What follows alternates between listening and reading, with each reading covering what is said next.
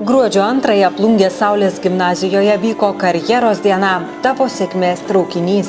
Renginio svečius ir dalyvius pasitiko muzikantų grupės Savi ir Esam.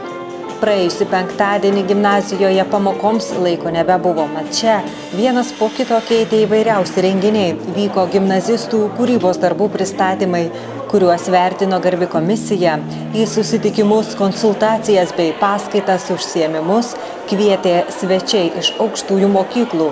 Komisijos nariai vaikštinėjo gimnazijos koridoriais ir vertino moksleivių kūrybą. Gimnazistai buvo gavę užduotį laisvame prie gimnazijos esančiame žemės plote, beje, iš kurio atsiveria ir puikus gamtovaizdis, sugalvoti verslo idėją ir ją pateikti maketuose. Verslininkams, sveikatos apsaugos viceministrui, miesto seniūnui ir klebonui moksleiviai pristatinėjo savo darbus, kuriuose vaizdavo, kas jiems šiuo metu yra aktualu. Koks turėtų būti jaunimo centras, pristatė net kelios klasės. Taip pat buvo pateikta, kaip turėtų atrodyti riedlenčių parkas, koks turėtų būti Plungėje pastatytas vandens pramogų parkas, atsipalaidavimo kompleksas, kuriame būtų kino teatras, sporto aikštynas ir daug kitų puikių idėjų. Norėtumėm, kad Plungėje būtų pastatytas liepinėjimo parkas, tikrai suprantat, kas tas dalykas ir kad nebūtų vien tas laipiojimas akmenim. Norėtumėm, kad taip pat būtų vieta atsipūsti ir kad būtų įrengtas tarsi toks kino teatras. Po apžiūros komisija susirinkusi posėdį aptarė projektus ir turėjo išrinkti geriausius. Aiškus pirmokai, tai pirma A klasė be konkurencijos.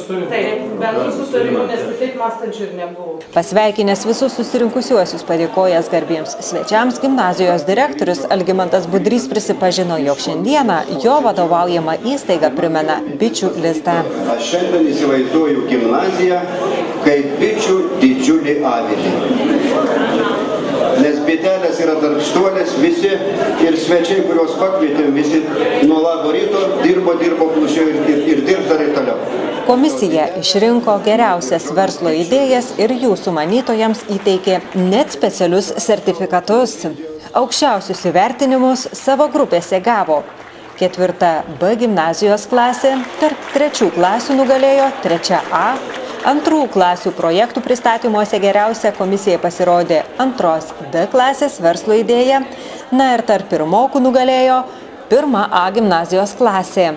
Už dalyvavimą padėkos, saldžios dovanos įteiktos ir nelaimėjusių projektų autoriams.